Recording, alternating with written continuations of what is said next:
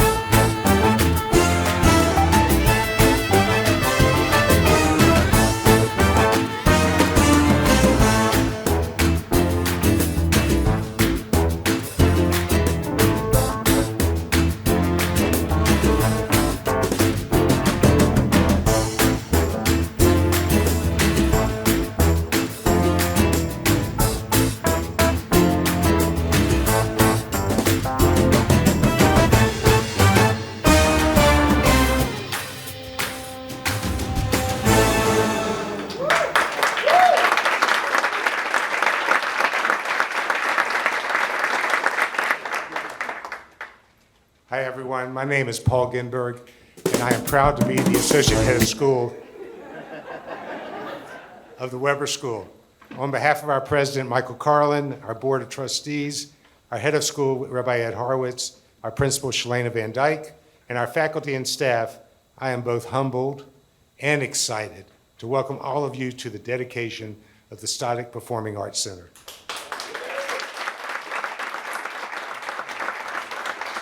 Today is the first of a series of celebrations of new spaces and programming that will create a hub of innovation and partnership for the Weber School and our community. I want to begin by recognizing two people today whose dream it was to create a new type of school for the Atlanta Jewish community, Steve Berman and Michael Rosenzweig.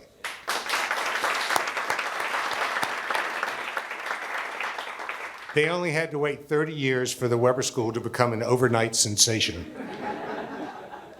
The Tzadik Performing Arts Center is the principal component of the $19 million investment made by the Zalik Foundation to support a variety of educational initiatives to better and more robustly serve a record enrollment population and fulfill a growing charge as a vital community resource. Please join me in showing our gratitude to Helen and David Zalik and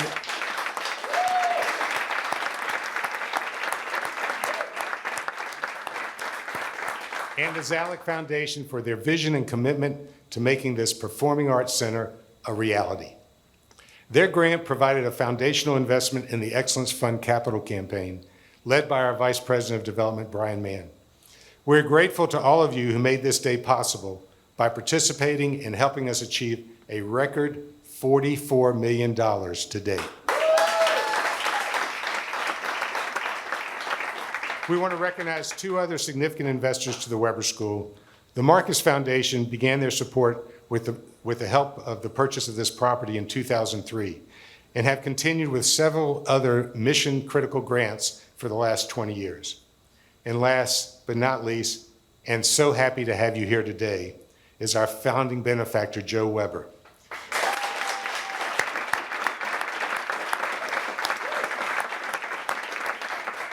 who with his wife, Felicia Weber, Zichrona Livracha, has invested immense time and financial resources since the creation of the school. A passionate supporter of the arts, Felicia would have so enjoyed this venue, which fulfills our ambitious goals for our students and the larger Jewish community.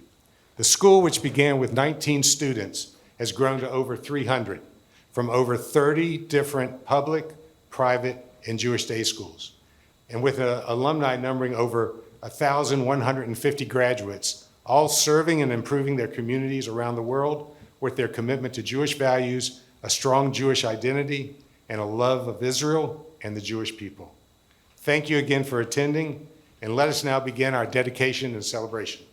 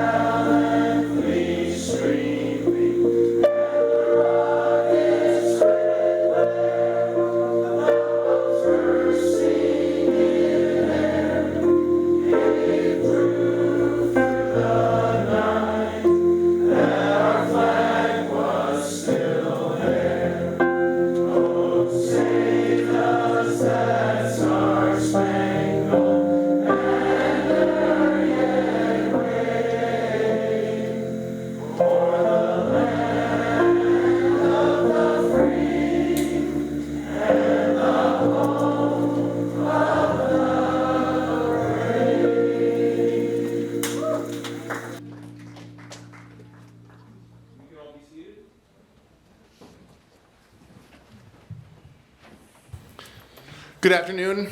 My name is Drew Cohen. I am the founding director of the music program here at the Weber School.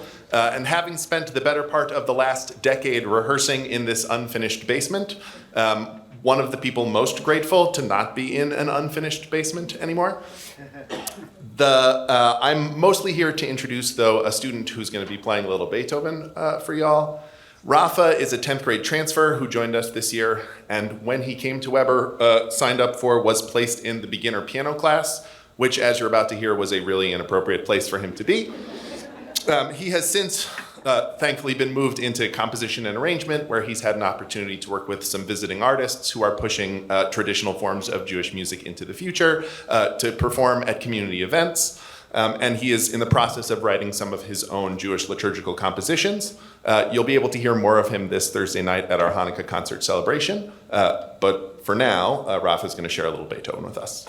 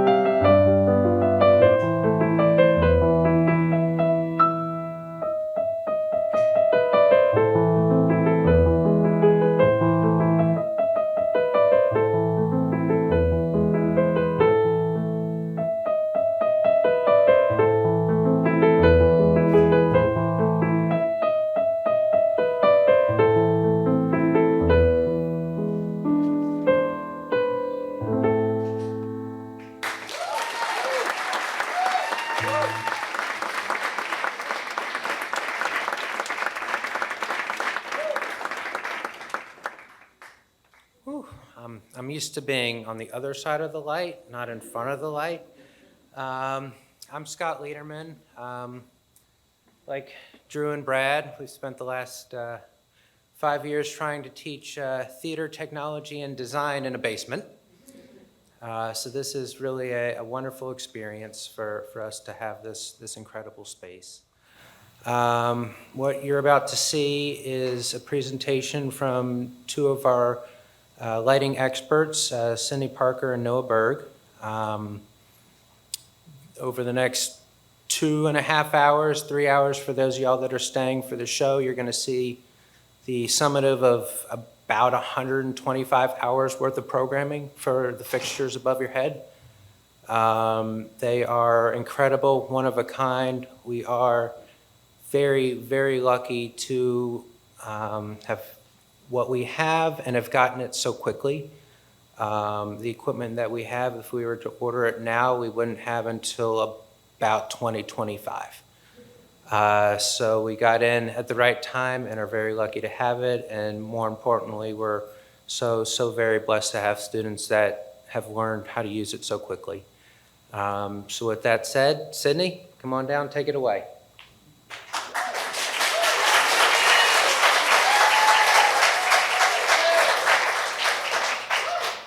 Oh, I'm not that tall. Hi. As Scott said, I'm Sydney. I've only been learning lights for about a year now, so this has been a crazy, crazy journey. I started doing lights with when we were in here, but not even close to this setup. And then we were outside for the next show, which wasn't the best place, considering it rained that entire week. And then we were here, and this is the coolest space ever. We have over 36 moving lights, and I think 56 non-moving lights in this space, and every single one of them can be used in their own way and has their own purpose. So right now, you can see pretty much every moving light pointed towards one spot on the stage, and it can get really, really bright. So we usually don't use all of them. But when we do, they can all move in sync. So they can move around the stage to any spot that we so choose. So whether it's focusing on one small area, or the entire table, or the entire stage back here, we can light every single part of the stage just using the 36 moving lights. In addition, this is just the lights without any alterations. They also have a ton of really cool effects. So they have full range of color movement, and we can cycle them through or just have them on one single thing. They can also focus to create their own patterns on the ground. Okay, I have to take this off. To create their own patterns on the ground, even if you don't have them with their own special effects. Even then, they do have their own special effects. Every single light has something called a gobo wheel within them, which give 15 individual special effects. So it can turn a single light into something like stars. And just by adding one more piece of glass and spinning it around, you can turn these single stars into something like a night sky, which you can see here. And it's really fun because you get to play around with dozens of different effects and things that you can do with all of these. If you stick around for Rock of Ages, you'll see a lot more. But you can create entire environments just using these 36 lights. So the stars can turn into something like a jungle scene within seconds, which is really, really cool. Along with the moving lights, we also have our 56 conventional lights. So those have their own effects. While not as varied and not as cool in my brain as the moving lights, they still have plenty of uses. So right now, the entire stage is lit with them, but you can quickly turn it into something like a thunderstorm or the electrocution scene that we did during the one act. So they can become like this. From there, you can light the variety of areas in the stage, from just a single spotlight to the entire stage. And that's just a little display of what they can do. So if you stick around and see Rock of Ages, you'll see a lot more. And we're still learning, so I don't know everything they can do yet, but hopefully I'll figure it out.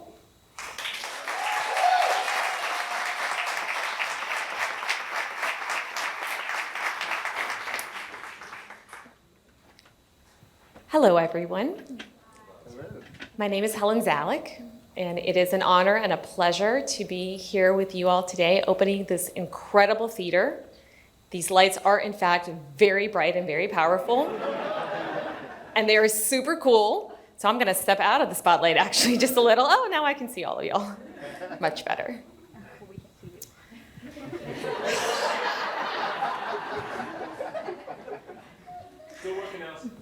Still working on it.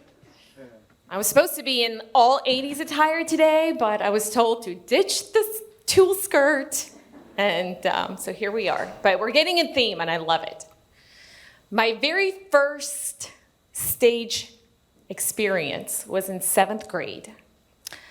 I auditioned for the Velveteen Rabbit. And Lord and behold, the director cut me from the show within a second of my appearing, because apparently they did not want a black-haired Russian immigrant with a very thick accent playing the Velveteen Rabbit. What a crazy notion. And in fact, it took me until 11th grade to have enough nerve to audition again. And so I did. Midsummer Night's Dream. When I was cast with a feature ensemble role as the lead mechanical, my dreams had come true. I was beyond ecstatic. I had monologue and lines, and I get to be part of a show and a cast and go backstage and have costumes, and I wasn't sure as the lead mechanical, was it gonna be a boy or a girl, and then we had to choose. So it was quite a new experience for me to be part of this incredible production. And I remember opening night. I was decked out, denim, my hair was pulled back. The show, we had it down packed. I walked out on stage, act 1, act 2, act 3, everything is going great, and then it was time for my big monologue. And I totally forgot my line. I think in that moment, I learned everything I was meant to learn about performance. Number 1, thank God I did not panic and burst out into tears, because as every performer knows, the show must go on. And so I knew that my partners were waiting to cue their lines, and I'm like, oh my God, I don't remember the lines, I just have to skip over. So in that moment, I stayed calm, didn't remember my line. A minute goes by, it felt like an eternity, so I just skipped on over to the next line, and the show continued. So many lessons for me were learned in that moment. Stay calm, improvise, think very, very fast on your feet, and never ever let down your team. And you know what? Aren't those the lessons we ultimately want our kids to know? Didn't Shakespeare say in his famous line, "All the world's a stage, and all the men are merely players"? What our kids learn on stage is exactly what we want them to learn to conquer in life. Conquer your fear. If you fail once, that's okay. Try again. Take your anxiety, your nerves, and reframe them. Sophia told me earlier today, I don't get nervous. If I think I'm nervous, I reframe it and I think, oh, I'm just excited. Remember that you're part of a bigger, greater team. You have a responsibility. Take your passion, your energy, and channel it for the common good. When David, Amanda, and I were talking about investment in the Weber School, it didn't even pause our minds for a second to know that the investment in the Weber School and the Theater and Performance Arts program was going to not only benefit the Weber School and the experience of all the children, but it was going to be an investment in our future leaders. Do y'all know that public speaking is feared more than death by 75% of Americans? Okay, 75% of y'all would rather die than be stand on stage here today. And yet, That is exactly what we need our kids to be able to do, to stand in front of their peers or in front of audience, to speak from the heart, to speak with a passion, to advocate for their causes. And guess what? That's what they're learning to do here. To know that our kids are learning life skills in the most incredible setting is a gift that keeps on giving. We're so happy to Joe Weber for having founded the school, for all of the board members and all of the teachers and all the dedication, hard work, and of course the leadership that is in place today under Reb Horowitz and Paul Ginsberg. We wouldn't be able to create the leaders of tomorrow without having leaders in the school today. So from the bottom of the heart, from me, from David, from our entire foundation, we want to thank you guys for sending your kids here or for encouraging others to send kids here, for growing this program, for investing not only in future actors and future thespians, but in future leaders. Thank you all.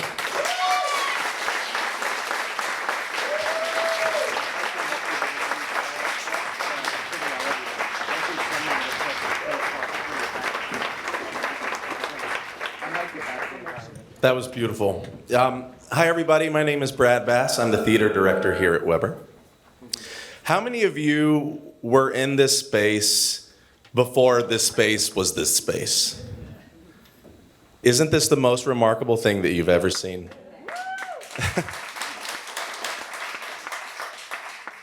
When I came for my job interview about 5 years ago, it was a basement. And it was a basement with curtains, and I spoke with Rabbi Horowitz, and he was like, do you think you can make it happen? And I'm like, you can do theater anywhere. And we did. And we did good theater in that basement, but my gosh, am I glad that we get to do good theater in this one.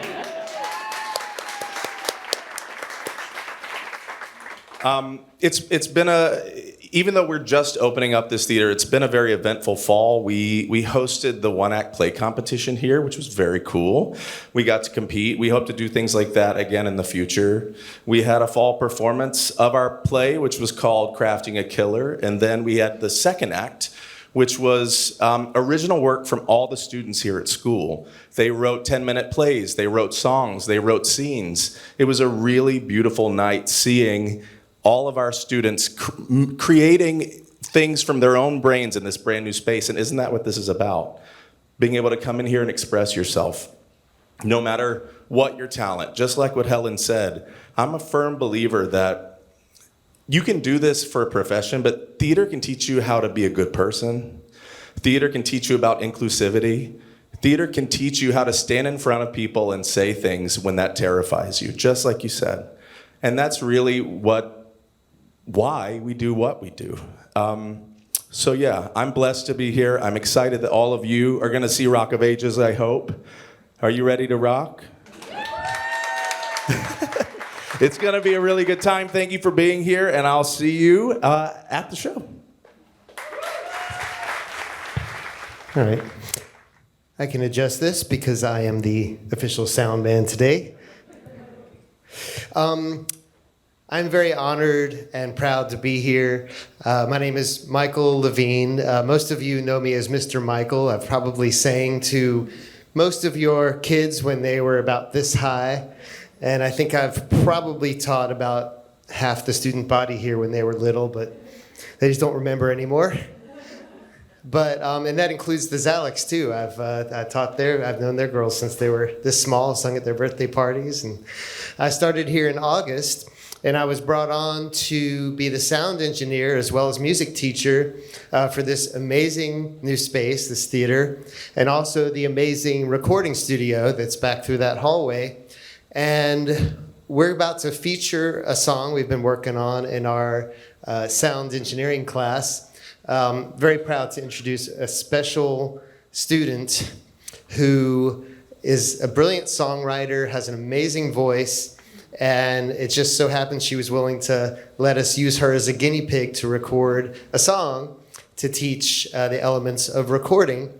And so you're going to get to hear this song. It's still in process. It's, 90% done, I would say. And this is a song written by Stella Galanti. So Stella, please come on out.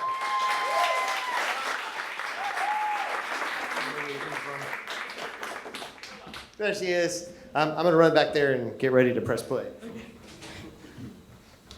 Hi everyone, I'm Stella. I wrote this song back in March and I signed up for sound engineering so that I could learn and produce my song with the help of Mr. Michael. So I hope you guys like it. It's called Forever Fades. Yeah.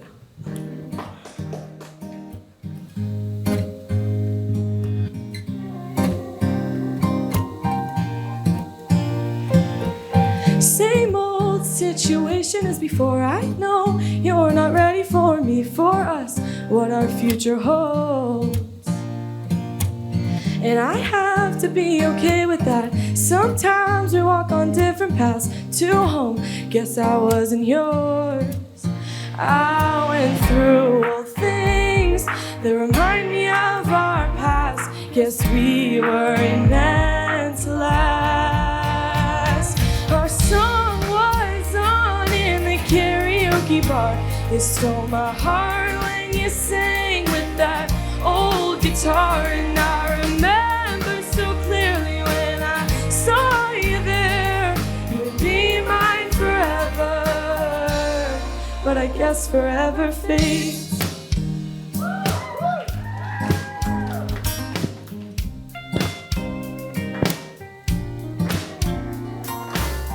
Why is no one picking up the phone? I don't think the reason was that you're gone and you're still not home. Remember when we went driving in your car, night fell and we kissed under the stars. Our hearts were beating over time. We watched the sun come up, wrapped in each other's arms. The end, it hurt so hard. Our song was on in the karaoke bar. You stole my heart when you sang with that old guitar. And I remember so clearly when I saw you there. You'd be mine forever, but I guess forever fades, forever fades, forever fades away, forever fades. How were we ever supposed to last? We felt too fast, felt too fast. Oh, we laughed and cried together. I thought this was forever, no, until I heard our song was on in the karaoke bar. You stole my heart when you sang with that old guitar. And I remember so clearly when I saw you there. You'd be mine forever. Our song was on in the karaoke bar. You stole my heart when you sang with that old guitar. And I remember so clearly when I saw you there. You'd be mine forever, but I guess forever fades. Thank you.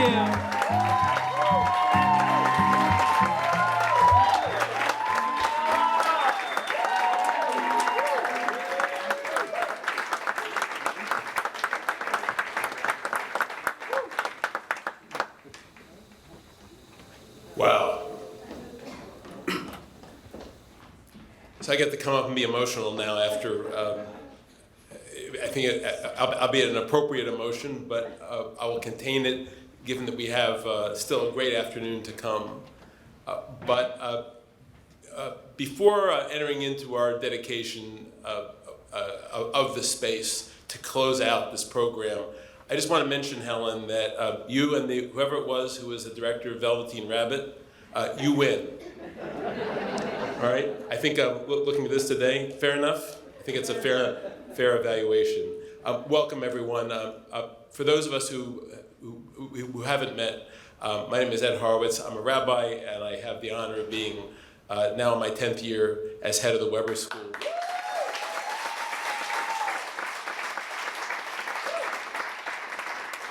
And if anyone would ever want to understand why it is that I feel so honored to be in that role, let alone love this work and this community so much.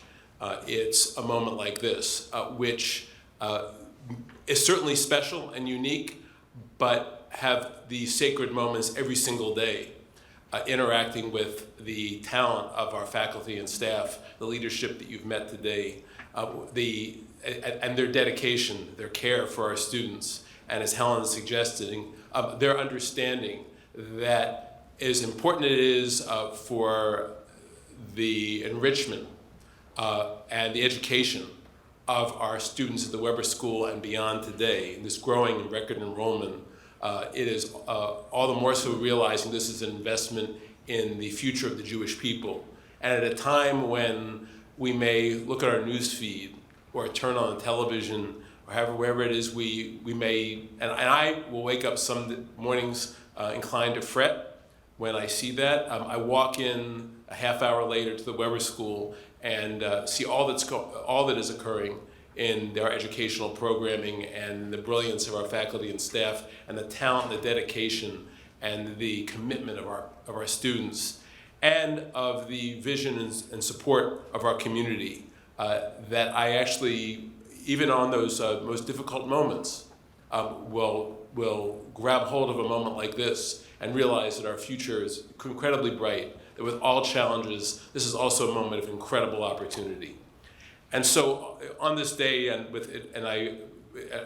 without wanting to really duplicate what my colleague Paul Gimberg mentioned earlier, I do want to also recognize that the specialness of this day is amplified and accentuated by the fact that we have so many members of so many founders in different ways of the Weber School that are here today or planning to be here today. And I just want to also recognize 30 years ago on a bus in Jerusalem, how Steve Berman and Michael Rosenzweig had what sure seemed like a crazy idea for Atlanta. By the way, the two of you in anyone who thought otherwise about whether a Jewish community in high school would thrive and build and change a community, you were right then, and you win that. You win that argument too.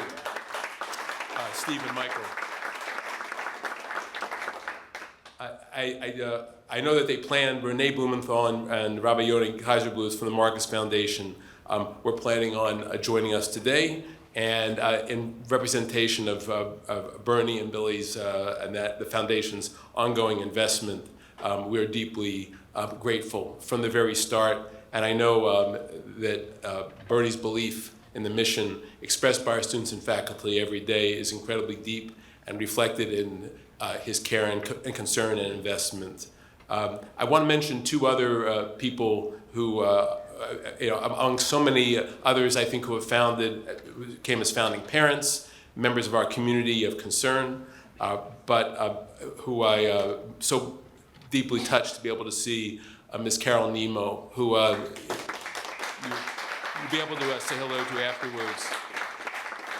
As a founder of the Davis Academy, and then coming to make as a partner and really a co-founder of the Weber School in this place in Sandy Springs. To have you back here today is incredibly moving for all of us. And as well, representing not only herself, but a giant of our community who we lost just last winter, but whose spirit is incredibly strong with us every single day, and all the more so in a moment like this. We want to appreciate Ann Kay, who many of you may have just read this past weekend in the Atlanta Jewish Times, provided initial funding, a very generous grant to support the Michael K. Israel Leadership Fellowship. And Michael, I'm sure you'd agree, Ann, would be incredibly pleased and proud as a lover of the arts and believer in the importance of the arts here at Weber with this moment as well. I want to take a moment as well just to express appreciation for a professional team that made this day possible and this entire event, and does so much work overall, past, present, and future, for the Weber School. About, I think it was 8 years ago, Kathleen Neitzel, who had been our director of advancement, allegedly retired from the Weber School. I'm saying allegedly because that never really happened. Kathleen's love for this community and for our students and belief in the mission is run so deep. And therefore, as a result, we keep pulling her back for seemingly every project every year. And I want to be able to express appreciation again for Kathleen's work and leadership in this program today. Make a special note of three important colleagues on a daily basis that work with Paul and with me, in particular in these areas of marketing and administration of the all different aspects of the Weber School. But our Director of Creative Services, Rebecca McCullough, and our Director of Marketing, Danielle Samuels, who we're also incredibly proud is a graduate of the class of 2013, excuse me in math, not so much. And then Nicole Rodriguez for all different events, being able to be here today. If we can express appreciation to them in handling every detail collaboratively through these different aspects of the events, as well as the video that you saw a few moments ago. And then I do make a special call out to our colleague who has put his heart and soul for 30 years into the Weber School, but it seems like some extra blood, sweat, and tears this past year and a half on this project, and he's not finished yet, given you see the construction going on outside. But there is no way we're standing here today or sitting here today and meeting deadlines and timelines on time and on budget without the incredible dedication and brilliance and hard work of our colleague and Associate Head of School, Paul Ginberg.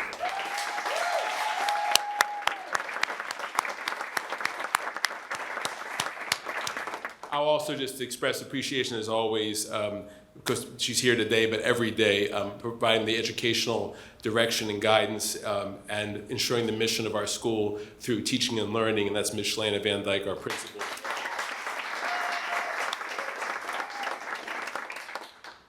And amongst a professional team that have to really appreciate, the Zalik Foundation has a team of professionals that are real, just in no other way to put it, a gift to our community. And they're represented here today by Michael Fingerman and the executive director of all executive directors, Amanda Abrams, if we can express appreciation to them.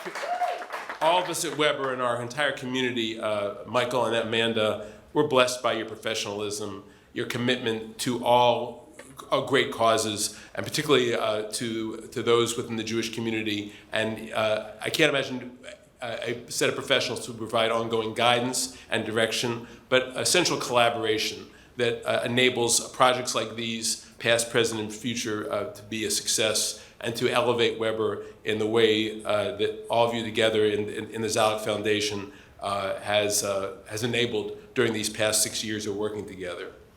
So it's really during that time, it's going back at least that long, working with David and Helen. We've engaged in so many conversations about Weber and at first, but also our broader community and our broader Jewish world.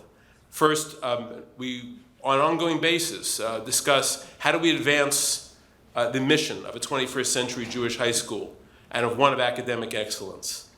How can we ensure that the Weber School serve as a vital resource for our broader Jewish community, particularly for the thousands of children and teenagers, not only within our walls, but beyond our walls, here in Atlanta and beyond? And in doing so, how might Weber offer a unique and productive contribution to the great causes of strengthening Jewish identity and peoplehood throughout our Jewish community, here in Atlanta and North America and Israel? Those are ambitious goals. But one, thanks to David and Helen and your leadership, you've not only made dreams a reality, but enabled us to engage in that ambitious but sacred work in fulfilling those great causes. As we all know, David and Helen and the Zalik Foundation have honored Weber with investments that challenge and empower all of us to respond to those questions and to deliver upon the charge in important and meaningful ways. And one of the questions leading up to this project, as we always are reflecting from the perspective of Jewish tradition and Jewish history, why is it so essential for a Jewish high school let alone our broader Jewish community in Atlanta, to build a state-of-the-art performing arts center? That might seem obvious, because the apparent answer is to ensure a rich educational experience centered on music and performing arts, and Helen, you spoke to it best, that not only cultivates skills essential for one's life, but does position, enriches the high school experience and positions students for college and careers. And yet that answer is never sufficient to speak to the full mission of the Weber School or our Jewish community, let alone the 2,000-year-old Jewish educational tradition of our people. And reflecting on this question, really during the last couple of weeks in particular, where all of our minds have been on Israel, I started humming one of my favorite Israeli songs. It may not be as well known to our students to this day, but for those of us who will go back to some of those earlier Zionist songs, this is one that I grew up with a good 55 years ago. It was Shir Hallelujah, and known and sung and popularized in Israel in the early 70s by one of the musical groups through the IDF, the Israel Defense Forces. It speaks metaphorically about the establishment of Israel, but really the enterprise of Judaism and the Jewish people itself as a shir, a song. That is, a shir chadash sa'ir v'chai, the song says. That is, that all of us together, our community, and rebuilding this land for the Jewish people in the 20th and 21st century, that this must be a song of renewal, a song that is youthful and is vibrant and is full of life. These words certainly capture the spirit of Zionism and the strength and resilience of Israel and Israelis. And it's a sentiment that reflects the role that great music and performing arts has played throughout our history, starting from the Psalms composed by King David thousands of years ago, through the thousands of melodies that comprise, all of the musical themes of our liturgy, to the melodies that accompanied our piyutim, the poetry of the Middle Ages, to Yiddish theater that emerged in Europe and was brought to full bloom and blossom on the Lower East Side. And then thanks to the vision of David Ben-Gurion, who understood that in order to secure the grand goals of the Jewish people in our new homeland in 1948, that we needed to build a modern culture that was rooted in our 5,000-year-old tradition, but was, again, new and fresh and vibrant. And as a result, Israel invested from its very inception in creating great symphonies and modern popular music, along with great concert halls, and new plays and musical theater, along with the finest theatrical spaces, all of which was inspired playwrights like Abi Yehoshua and the mother of Israeli song, Naomi Shemer, to not only write and produce great work, but to inspire other great artists to build new genres of Jewish performing arts, while making places like the Jerusalem Theater a destination for creativity and innovation and performance for artists of all backgrounds, all nationalities around the world, making Jerusalem and Tel Aviv and Haifa a destination spot for the arts. Well, David and Helen, we're grateful yet again to you and your family for providing the Weber School and our Atlanta Jewish community with the opportunity to contribute to this grand mission, this 5,000-year-old tradition of Jewish music and dance and performing arts, theater, great literature, and script writing. For this Tzadik Performing Arts Center will be a place where students and teachers at Weber and throughout our community will compose new music, write and direct and perform plays and musicals, one of which you're going to see today in all of its glory, where students are going to master, as you can see, the skills of set design, lighting, and technical production. And all that we accomplish here in the Tzadik Performing Arts Center will ultimately be in service of that grand mission expressed in that popular Israeli Zionist song. That is, that we on an ongoing basis create a shir chadash sa'ir v'chai. That is, we are going to be a performing arts center that is a place of new and creative work, youthful inspiration, and that enlightens and enlivens all of us in service of our current students, future generations, and the broader Jewish community in Atlanta and beyond. And to formally complete this Chanukah Habayit, this dedication of this space and this house, If I would, I mentioned it to Helen at first, but I'd like to ask Helen and David, Raya and Sophia if you join us, and any other members of your family that may be present who are not otherwise preparing for a 4 p.m. performance, who I think are engaged in some last work. If you'd be willing to come forward as we recite the words of the Mishaberach, a dedication prayer to formally establish the space as the Tzadik Performing Arts Center. If you come forward and join me, I'd greatly appreciate it.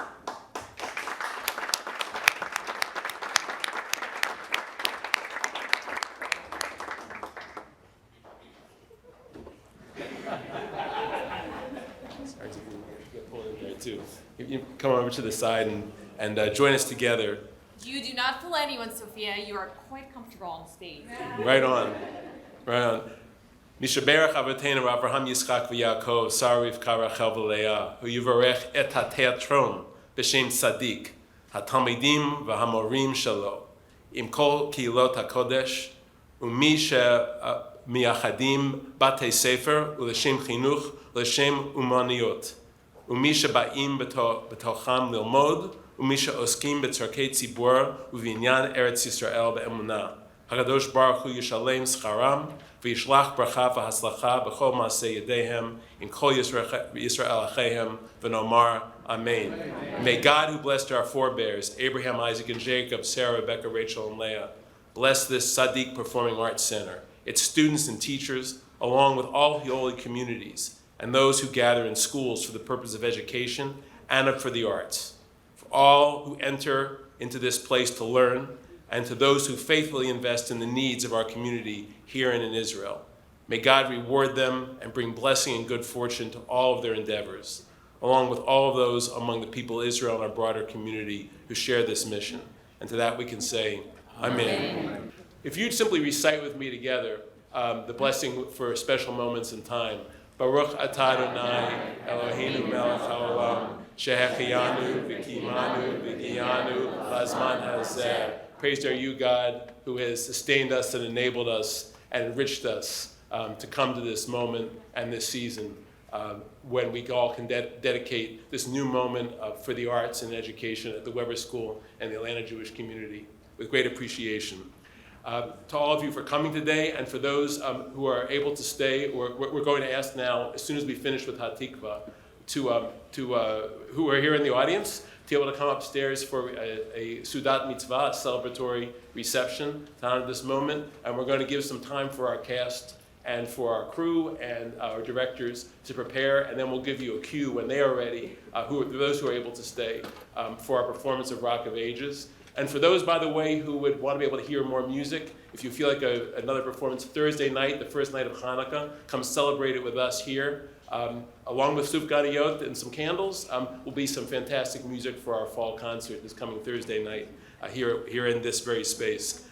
We thank you all again, and we can turn this way for Hatikva when we finish leading up to our reception. Kol ba'leva penima nefesh Yehudi homia ufate mizrach kadima ayin lezion Sophia Olo